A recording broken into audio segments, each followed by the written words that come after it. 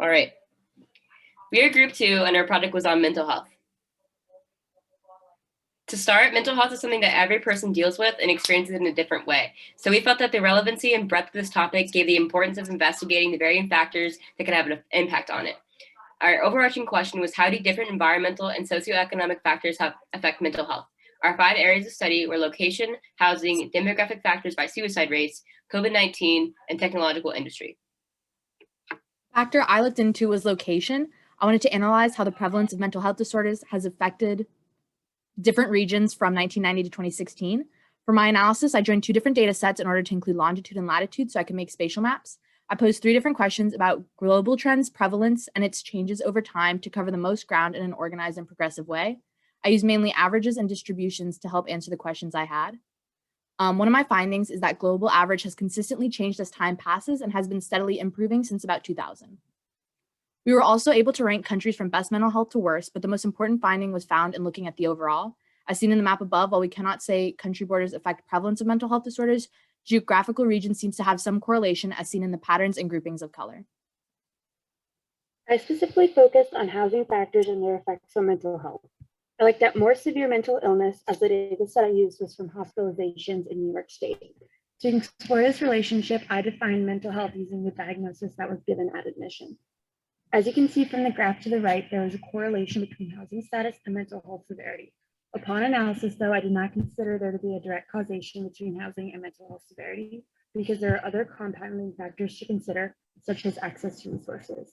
Private residences had a higher rate of depression, which could be due to less pressures and better housing situations, but it could also be due to those that are in private residences having more access to care than homeless populations, which is compounded in the fact that private residences had the most hospitalizations and thus the most access to care.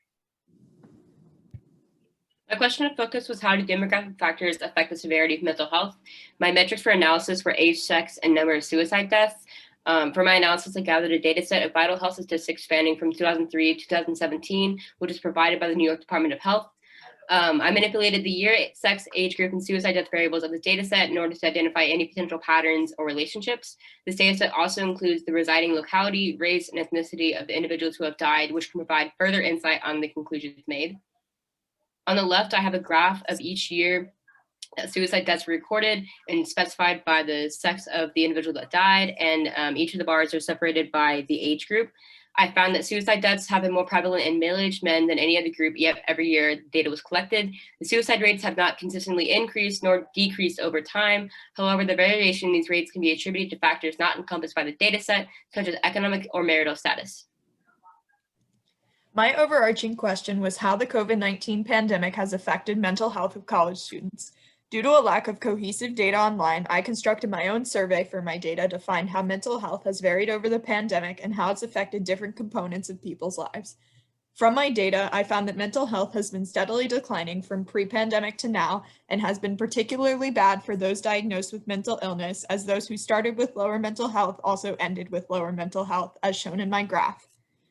I also found that motivation, grades, relationships, fitness, and sleep have been negatively affected, and substance use has increased throughout the pandemic on average. While these changes have been quite subtle, they show the pandemic's amplification of bad habits and its negative impacts on essential parts of daily life. The topic that I explored is how prevalent mental health and mental health treatment is in the technology industry. I wanted to know if people who had a mental disorder actually received help and if that was impacted by any mental health coverage that they received from their job. My findings were that people with mental health coverage were about 16% more likely to choose to get professional treatment. On the next slide, I wanted to know what mental disorders make up the tech industry and if certain disorders are more prevalent in people who have remote positions. I found that the most common group did not have a mental illness, and the next 2 common are anxiety and mood disorders. I also found that there was not a significant relationship between mental health disorders and people who work remotely. We just looked at specific factors, but because mental health is a complex subject, one way we can take this analysis further is by finding cross-sections between the factors we discussed and potential new ones.